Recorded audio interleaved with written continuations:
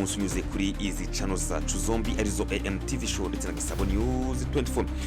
Nimba uri mushya hano ndagushishikariza gukora subscribe cyangwa sabone kugira ngo ujye mu bambere bagerwaho n'amakuru n'ibiganiro tugutegura umunsi ku wundi. Nimba kunze ibiganiro byacu bisharinge bigere kuri hashoboka kanda like ndetse twanasangira ijambo muri gahunda y'amakuru unyuze aho hasi muri section ya comment. Nguhaye ikaze nyemera twerekeze amakuru yacu muri Repubulika ya Demokarasi ya Kongo. Imbere y'amaso y'amahanga igihugu cya Repubulika ya Demokarasi ya Kongo kirarwana intambara isa n'iyarenze ubushobozi n'imitekerereze y'ubutegetsi bw'Kinshasa uko gikomeje kwisanga mu bihombo bitandukanye birimo gutakaza abasirikare ndetse n'intwaro zifashwaga mu rugamba Imari ndetse n'ubutaka. Mu by'ukuri ni igihombo gikomeye cya Repubulika ya Demokarasi ya Kongo mu rugamba ihanganyemo n'abarwanyi ba AFCM 23. Muri kiganiro tugiye kurebera hamwe ibijyanye n'ibihombo byose leta ya Kongo ikomeje kwisangamo ni mu gihe yanze kuva ku izima ahubwo ikomeje gutumiza intwaro none zikomeye akaniyongeraho ingabo z'amahanga zishyurwa bubigizi ndetse n'abacancuro baturutse mu mahanga. Ibi byose irabikora kugira ngo ikomeze urugamba irebe ko yakwihimura ku barwanyi ba M23 ndetse yisubize n'ibice yanyazwe. Iyi ni inkuru tugiye kwibandaho muri iyi gahunda yacu y'amakuru. Guhaye ikaze bana natwe guhera kuri uyu munota kugera ku munota wa nyuma iyi nkuru irangiye. Njye mujye kubana nitwa Etienne Besa. Nguhaye ikaze. Mu mpera za 2021 umutwe witwaje intwaro wa M23 wari umaze imyaka 8 usinziriye wongeye kugaragara mu burasirazuba bwa Repubulika ya Demokarasi ya Kongo ubyukana imbaraga zidasanzwe byihuse cyane wambuye ingabo z'igihugu duce dutandukanye two muri Rucuro turimo umusozi wa Canzu na Runyoni uhashinga ibirindiro. Nyuma yo gufata ibice byinshi mu ntara Kivu y'Amajyaruguru mu mpera za Mutarama 2025 abarwanyi ba M23 bayobowe na General Major Sultan Makenga bafashe umujyi wa Goma utuwe n'abarenga miliyoni 2 mu kwezi kwakurikiyeho. Gusa bafashe umujyi wa Bukavu n'ibindi bice byinshi byo mu ntara Kivu y'Amajyepfo bishimangira intege nke z'ingabo za Repubulika ya Demokarasi ya Kongo n'izifasha zirimo ingabo z'u Burundi, imitwe y'Abazalendo, FDLR ndetse n'izindi. Umuyobozi w'ihuriro rya AFC Corneille Nanga ahamya ko abarwanyi ba M23 bagenzura ibice bifite ubuso burenga ibihumbi 34 muri Kivu y'Amajyaruguru na Kivu y'Amajyepfo bituyemo abanyekongo barenga miliyoni 11. Gusa igihombo leta ya Kongo yagize muri iyi ntambara kirenze gutakaza ubutaka buruta ubwo Rwanda kuko yahombye byinshi tugiye kugaragaza muri iyi nkuru. Repubulika ya Demokarasi ya Kongo yahombye ubutaka ndetse ihomba n'abaturage.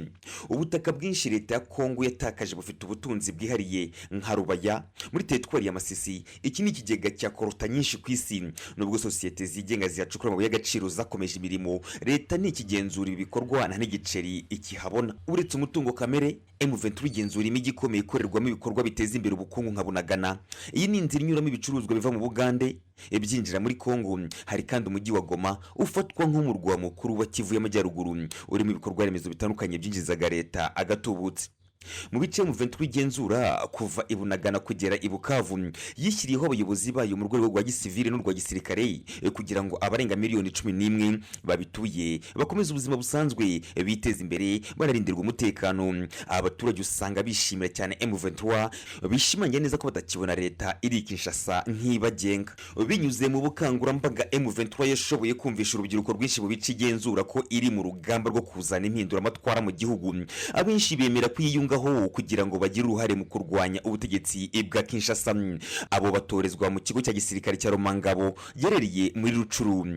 Ikindi gihombo kigaragazwa nuko leta ya Kongo yapfushije abasirikare benshi abandi biyunga kuri M23 nubwo nta mibare irashyirwa ahagaragara nyayo y'abasirikare ba Repubulika ya Demokarasi ya Kongo bapfiriye mu mirwano banganyemo na M23 kuva mu Gushyingo 2021. Gutsindwa umusubirizo kwabo gushimangira ko bakubititse bikomeye ibyatumye bahindura uburyo bw'imirwanire bibanda kurwanisha imbunda zirasa kure, indege z'intambara ndetse na drone. Impfu z'abasirikare benshi ba Repubulika ya Demokarasi ya Kongo zashimangiwe no kuzura ko uburuhukiro cyangwa se morgue bw'ibitabo by'igisirikare bya Katindo Igoma. Ibyatumye Colonel Dr Muyumbu Lubanga wabiyoboraga asaba leta n'ubutumwa bw'umuryango w'abibumbye bwa MONUSCO izindi morgue zishobora kubikwamo imirambo myinshi.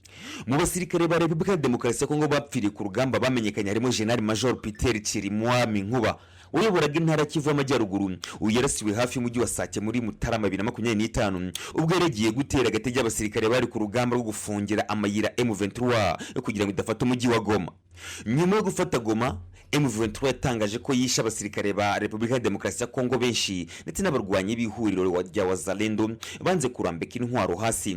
Abarokotse bahungiye mu Rwanda, abandi burira bwangu bwato mu kiyaga cya Kivu berekeza mu mujyi wa Bukavu.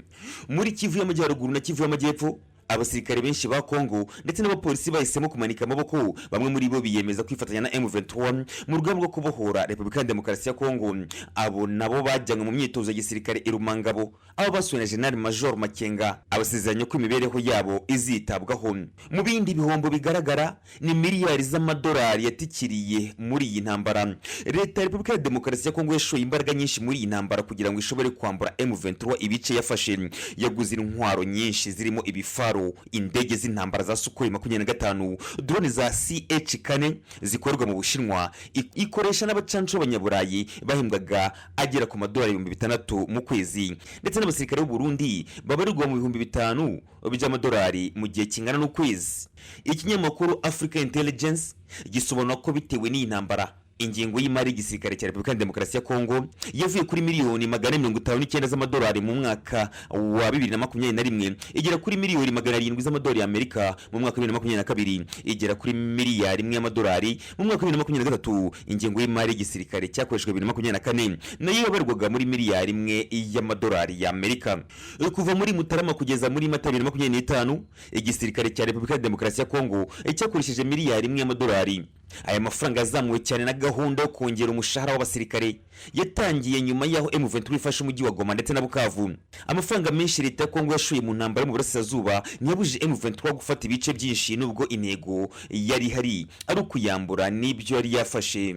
Mu bindi bihombo bigaragara n'ibijyanye n'imisoro, kubera ko M23 ari igenzura imijyi yo ku mupaka nka Bunagana, Goma na Bukavu, yasimbuye urwego rwa Repubulika ya Demokarasi ya Kongo rushinzwe abinjira n'abasohoka DGM rusanzwe rugenzura serivisi za gasutamo. Ibi bituma igenzura ubucuruzi bwambukiranya umupaka umunsi ku wundi. Umuyobozi w'ikigega mpuzamahanga cy'imari IMF muri Repubulika ya Demokarasi ya Kongo yitwa René Tapsoba aherutse gusobanurira ikinyamakuru Reuters cy'Abongereza ko kutagenzura ibice byo mu burasirazuba bw'igihugu birimo amabuye y'agaciro bishobora guhombya leta 4% by'amafaranga iteganya kwinjiza mu misoro muri uyu mwaka wa 2025. Mu rwego guhangana n'ingaruka z'igihombo, leta ya Kongo yafashe icyemezo cyo kugabanya amafaranga agenerwa za minisiteri zitandukanye ndetse n'imishahara y'abayobozi b'ibigo bya leta.